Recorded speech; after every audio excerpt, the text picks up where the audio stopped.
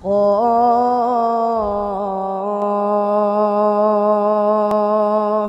wal Qur'anil Majid.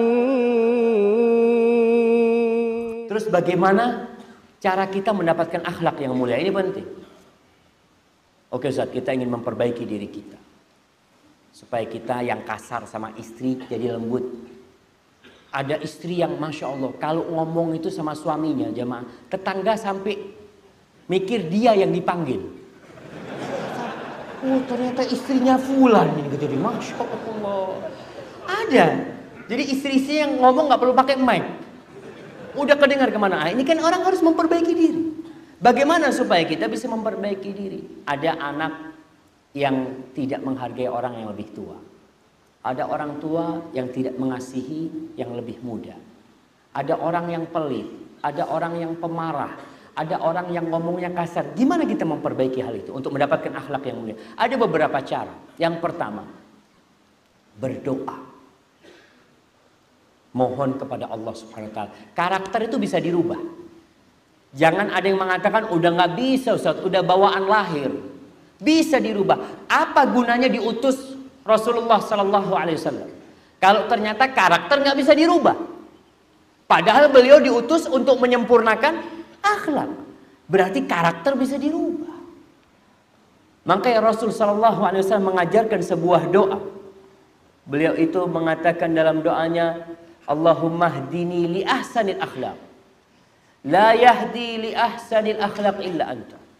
Ya Allah, tunjukkan kepada aku, hidayahkan kepada aku akhlak yang mulia. Nggak ada yang bisa merubah orang dari akhlak buruk ke akhlak mulia kecuali Engkau ya Allah.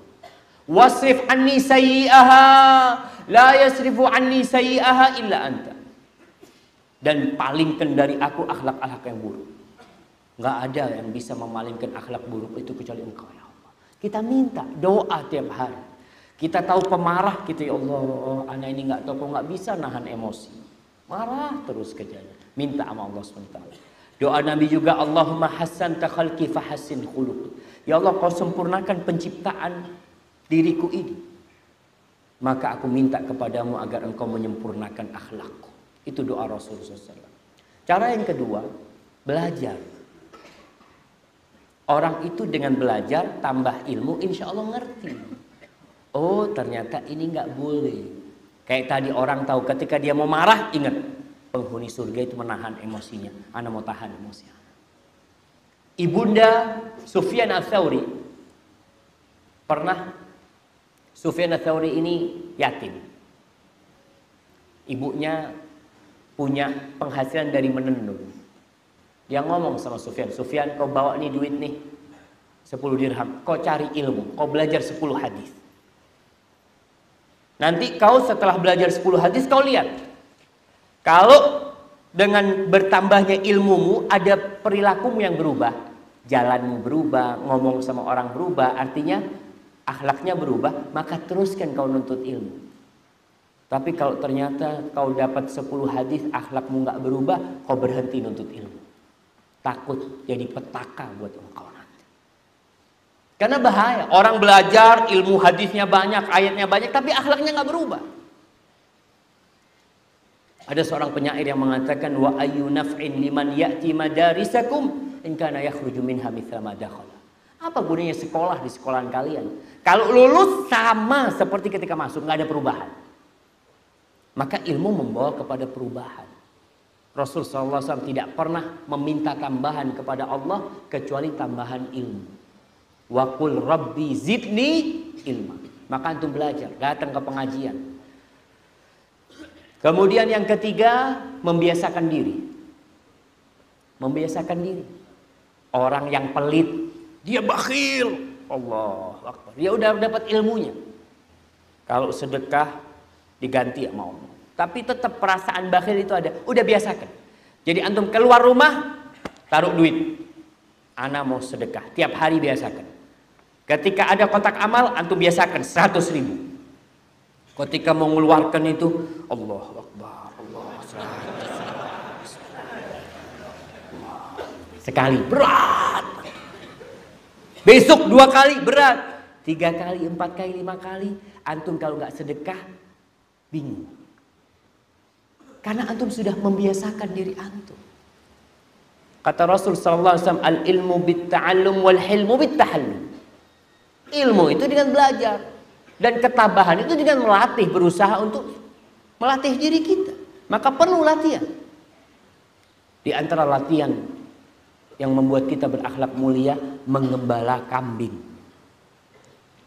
Ustaz Haikal punya tempat mengembala kambing? Enggak, kayaknya perlu. Ustaz. Tidak ada nabi pun yang diutus kecuali pernah mengembala kambing. Orang kalau suruh ngembala kambing, jemaah, Masya Allah. Ana pernah bawa kambing, Masya Allah. Kita sama teman-teman beli kambing, taruh di desa.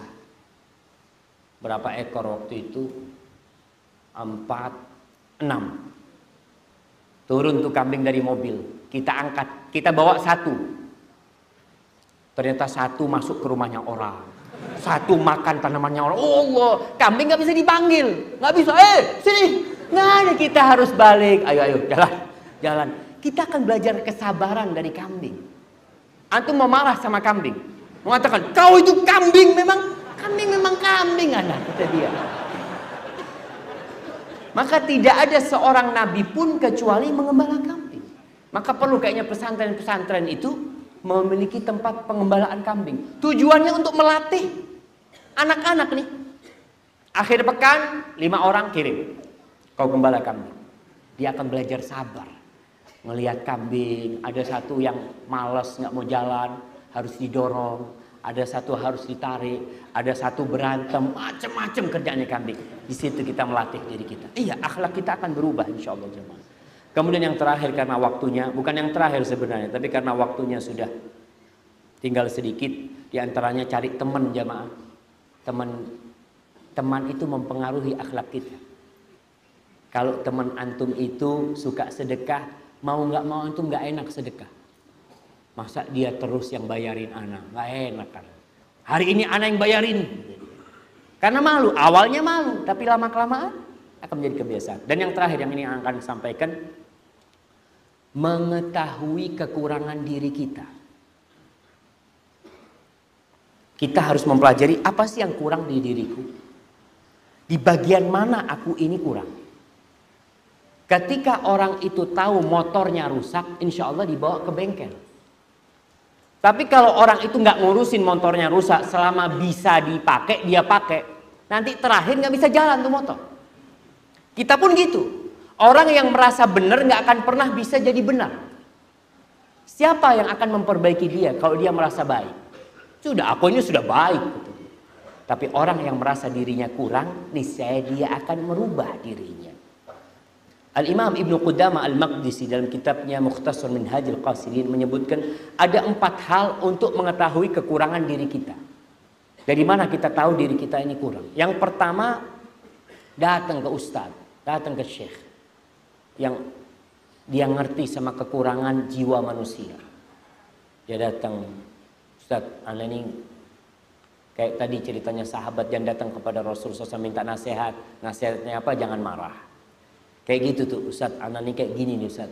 Apa yang sikap harus anak ambil? Maka Ustaz akan memberikan arahan.